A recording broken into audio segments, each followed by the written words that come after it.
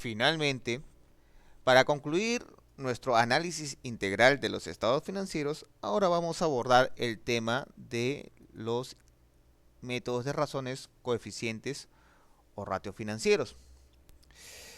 Y bueno, los estados financieros son la base para el análisis realizado por los diferentes usuarios, ya sean internos y externos de una empresa. ¿Quiénes son los que están interesados en saber cuál es el desempeño financiero y económico de la organización?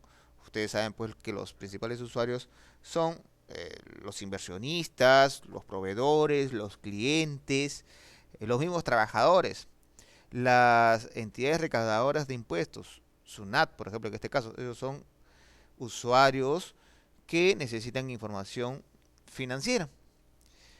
Si algún inversionista quiere colocar su dinero en una organización, el análisis financiero es lo que le va a permitir pronosticar el nivel de utilidades y dividendos futuros y con ello el rendimiento esperado de su inversión. Por ejemplo, para los ejecutivos de la empresa, el análisis les servirá como una herramienta de planificación, así como hemos explicado pues en los temas anteriores. Además de estas herramientas, para poder analizar y evaluar a la empresa en una forma integral, es necesario pues que se realicen comparaciones de las cifras contables que nos proporcionan los estados financieros.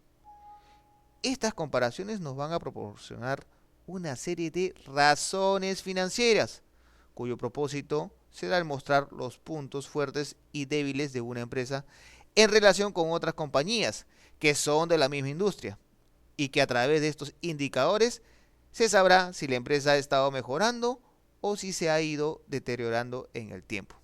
A estas razones financieras se les conoce como ratios financieros o coeficientes. Y podemos decir pues que los ratios financieros son índices que se obtienen al relacionar dos cuentas o grupos de cuentas de un mismo estado financiero o de dos estados financieros diferentes.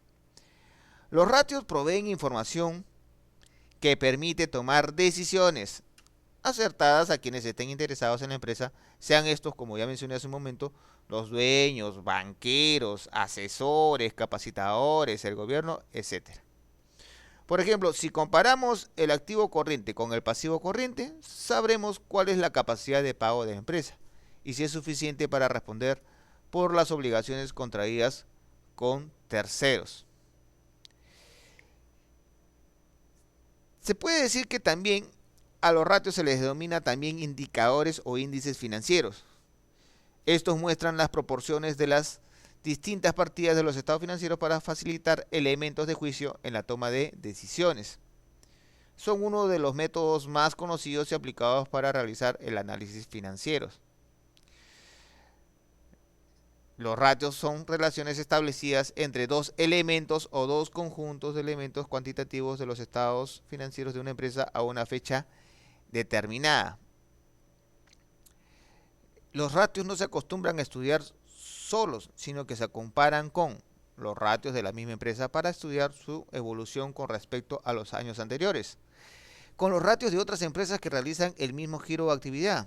Ahí es donde radica la importancia. Imagínense ustedes que obtengan un ratio de rentabilidad, que es lo que vamos a ver más adelante, de 4.5 o de, vamos a suponer, de 7.5, mientras que una empresa de la misma industria está obteniendo un ratio de rentabilidad de 22%.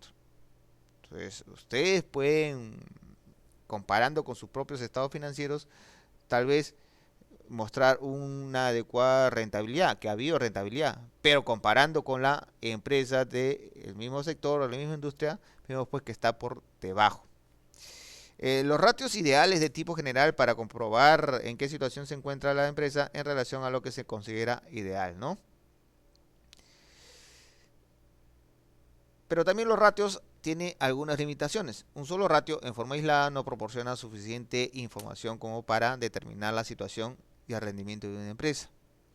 Los estados financieros deben elaborarse cumpliendo los principios de contabilidad generalmente aceptados, aplicando también las normas internacionales de información financiera, la NIC, etcétera, ¿no? Y entre los principales ratios que vamos a tocar encontramos los ratios de liquidez, los ratios de solvencia, los ratios de rentabilidad y los ratios de gestión. Pero para un mejor entendimiento, vamos a realizar nuevamente nuestro casito práctico en Excel. Y lo que vamos a analizar ahora es el estado de la empresa Inversiones Barrantes, Sociedad Anónima, comparándolo el año 2010 con el año 2009. Y vamos a obtener los ratios financieros de esta empresa. Y para eso necesitamos contar con los estados financieros del estado de situación financiera y el estado de resultados globales.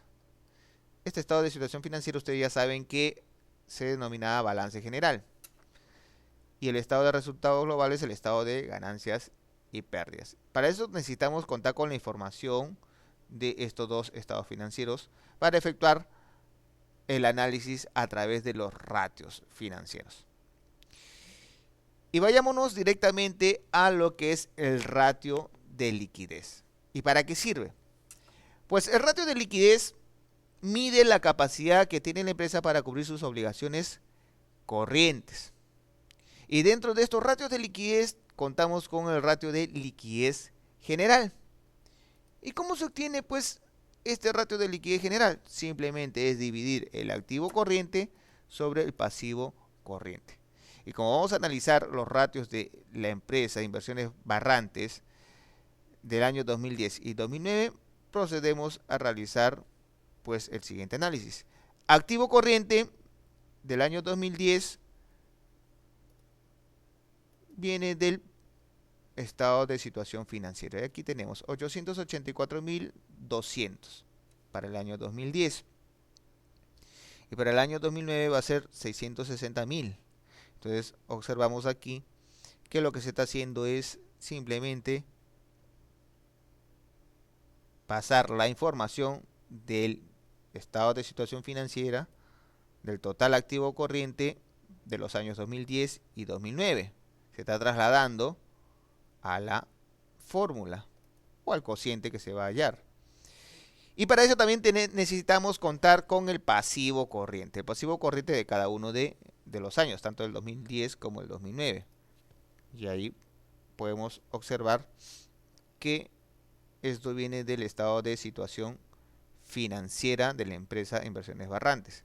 Para el año 2010, 255.000 de pasivo corriente y para el año 2009, 176.100 de pasivo corriente.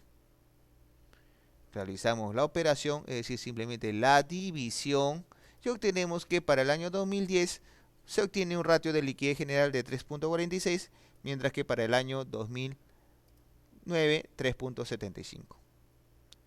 Pero, ¿qué nos quiere decir estos indicadores? Ahí está la importancia de los ratios financieros. Hay que interpretar esta información que nos arroja el ratio financiero. Entonces, como este índice mide el resultado de la empresa para cubrir oportunamente sus compromisos de corto plazo, muestra la disponibilidad corriente de la empresa por cada sol de deuda. En el año 2010, Inversiones Barrantes contaba con 3.46 soles por cada sol de deuda a cubrir en un periodo menor a un año. En el año 2009, esta situación es mayor, pues posee 3.75 por cada sol de deuda corriente. Quiere decir que por cada sol que teníamos por pagar a menos de un año, la empresa en el año 2010 contaba con 3.46 soles, mientras que en el año 2009 era mayor incluso. Es decir, por cada sol que teníamos por pagar a menos de un año, nosotros contábamos con 3.75 soles. Entonces, a través de este ratio de liquidez general, muestra pues que la empresa sí tiene una liquidez adecuada. Aquí nos indica de que una razón corriente demasiado bajo podría indicar que la empresa tiene problemas de liquidez y por lo tanto estaría en dificultad para atender sus compromisos a corto plazo. Una razón corriente muy alta significa más tranquilidad para los acreedores, pero para la gerencia de la empresa representaría muchos recursos inmovilizados. Razones corrientes de 1.5 a 2 se pueden considerar deseables en nuestros medios. Entonces, este es el primer ratio, es el ratio de liquidez general. Sencillo, simplemente activo corriente sobre pasivo corriente. Pero ahora queremos medir nuestra liquidez de una forma más severa. Por lo tanto, vamos a utilizar el siguiente ratio. Este ratio se denomina prueba ácida. Y la prueba ácida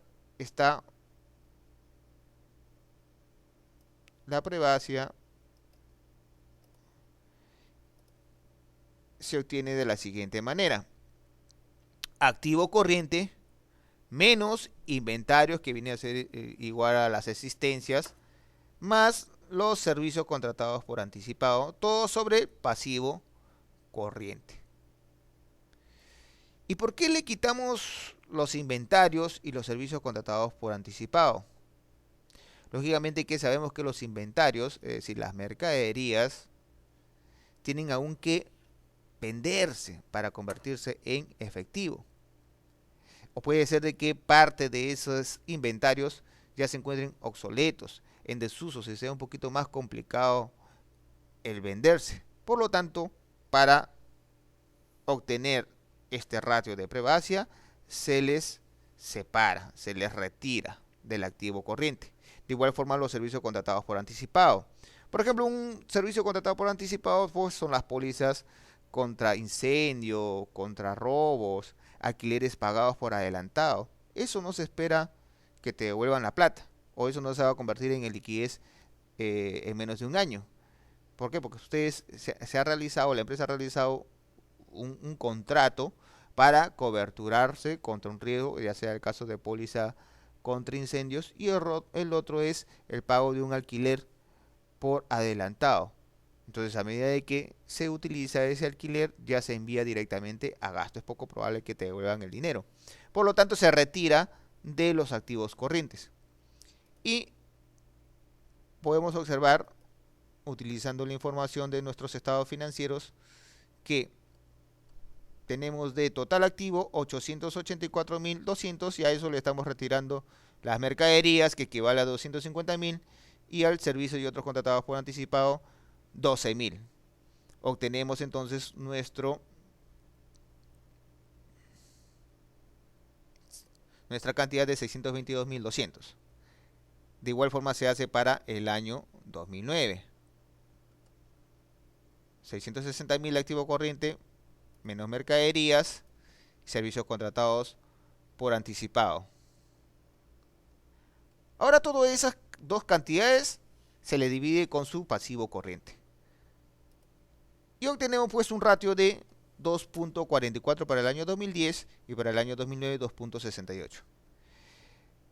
Entonces, vamos a analizar estos resultados. Y a la prueba ácida también se le conoce como prueba de fuego. Y vamos a recapitular indicando de que esto constituye un índice más exigente, ¿no?, para medir la liquidez de una empresa, ya que a los activos corrientes se les restan los menos líquidos, como inventarios, y los gastos pagados por anticipado, como ya los expliqué hace un momento. Luego esta diferencia se divide entre los pasivos corrientes.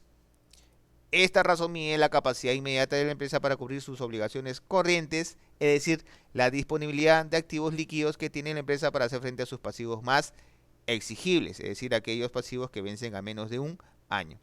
Inversiones Barrantes cuenta en el año 2010 con 2.44 y en el año 2009 con 2.68, como hemos visto aquí. ¿Esto qué cosa quiere decir? De que por cada sol que tenemos que cubrir, que tenemos que pagar a menos de un año, la empresa, a pesar que se le retira los inventarios y a pesar que se le retira los servicios contratados por anticipado, cuenta con una liquidez. Es decir, por cada sol que tiene por pagar, en el año 2010 tiene 2.44 y en el año 2009 tenía 2.68. Quiere decir que la empresa sí tiene una liquidez. Razones ácidas de 0.50 a 1 y de 1 a 1.50 se consideran deseables. Así de sencillo se calcula la prueba ácida. Y el tercer ratio de liquidez que vamos a tocar en este video es el de la prueba defensiva. Y la prueba defensiva consiste en solamente utilizar lo que se tiene en efectivo y equivalente de efectivo y todo dividirlo entre el pasivo corriente. Es decir, ya no contamos con las cuentas por cobrar comerciales, ni las mercaderías, ninguno de los rubros, solamente el efectivo y equivalente a efectivo. Podemos ver que para el año 2010 y para el año 2009 contábamos con el efectivo y equivalente efectivo de 350.000 y 235.000. ¿Y de dónde viene esta información? Lógicamente que de nuestro estado de situación financiera. Aquí tenemos la información. 350.000 para el año 2010 y 235.000 para el año 2009. ¿Todo sobre qué? Sobre el pasivo corriente. Todo sobre nuestro pasivo corriente de los años correspondientes. Y aquí podemos ver que al realizar la operación obtenemos para el año 2010 1.37 y para el año 2009 1.33. Entonces podemos decir que este ratio de prueba defensiva permite medir la capacidad efectiva de la empresa en el corto plazo. Considera únicamente los activos mantenidos en efectivo y equivalente efectivo. Nos indica la capacidad de la empresa para operar con sus activos más líquidos, sin recurrir a sus flujos de venta. Entonces calculamos este ratio dividiendo el total de efectivo y equivalente efectivo entre el pasivo corriente. Para este caso podemos observar que la empresa cuenta con 1.37 por cada sol de deuda en el año 2010, mientras que en el año 2009 contaba con 1.33 por cada sol de deuda. Es decir, la empresa solamente con su efectivo y equivalente efectivo cubre tranquilamente con sus obligaciones a corto plazo. Es decir, por cada sol de deuda que tiene por pagar a menos de un año, la empresa con su efectivo y equivalente efectivo cuenta con 1.37. Es decir, paga el sol y todavía le queda 0.37. Y en el año 2009 pagaba el sol y le quedaba 0.33%. Entonces, este es el análisis de los ratios financieros de liquidez de la empresa Inversiones Barrantes. Posteriormente vamos a preparar los indicadores de solvencia, endeudamiento o apalancamiento financiero de la misma empresa en un siguiente video. Les habló el contador público colegiado Reinaldo Proaño.